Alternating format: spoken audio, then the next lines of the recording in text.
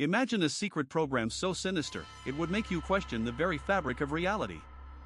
A program where the government, in the name of national security, conducted inhumane experiments on unwitting subjects. Welcome to the world of MKUltra, the CIA's infamous mind control program. For over 2 decades, from 1953 to 1973, the CIA pushed the boundaries of human endurance, using LSD, hypnosis, and torture to create the perfect mind control agent. The results were devastating, and the truth was hidden for decades. Tonight, we're going to uncover the dark legacy of MKUltra and the men who orchestrated it.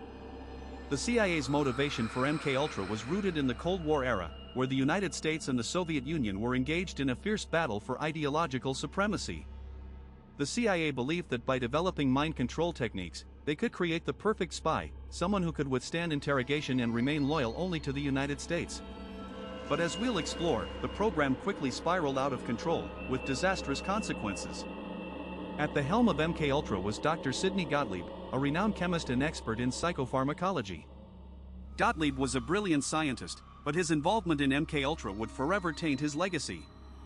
As the director of the CIA's technical services staff, Gottlieb oversaw the program, approving experiments that would push the limits of human tolerance. He was a man with a mission, driven by a zeal to unlock the secrets of the human mind. But as we will see, his ambition came at a terrible cost.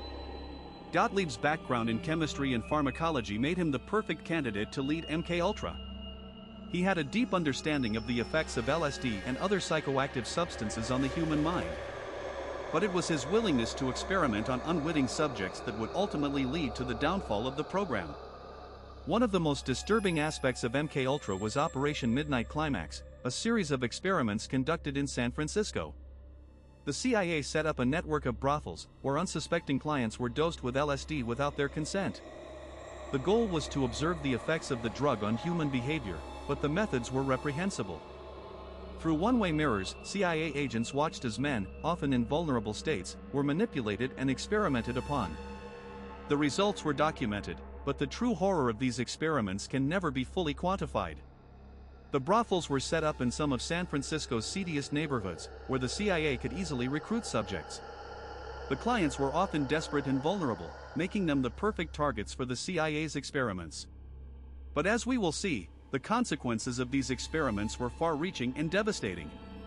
One man who fell victim to MKUltra was Frank Olson, a CIA scientist who was given LSD without his consent. Olson was a brilliant chemist, working on a top-secret project to develop a mind control agent. But after being dosed with LSD, Olson became increasingly paranoid and erratic. Just days later, he fell to his death from a hotel window, under circumstances that remain shrouded in mystery. The CIA would later admit to giving Olson LSD, but the full extent of their involvement in his death remains classified. Olson's death was a turning point for MKUltra. It marked a moment when the program's excesses could no longer be ignored. But as we will see, the CIA continued to push the boundaries of human experimentation, with devastating consequences. Another figure associated with MKUltra is Ted Kaczynski, also known as the Unabomber. Kaczynski, a Harvard-educated mathematician, was a brilliant mind who would later become infamous for his series of bombings that killed 3 people. But what is less known is that Kaczynski may have been an MKUltra subject during his time at Harvard. At just 16 years old, Kaczynski was recruited to participate in a psychological study, which some have linked to MKUltra. While the full extent of his involvement remains unclear, it's a chilling reminder of the program's reach and the potential for innocent lives to be forever altered. Kaczynski's involvement in MKUltra, if true, would explain a lot about his later behavior. His ability to withstand interrogation and remain calm under pressure were skills that could have been honed through MKUltra's experiments. But as we will see, the truth about Kaczynski's involvement may never be fully known.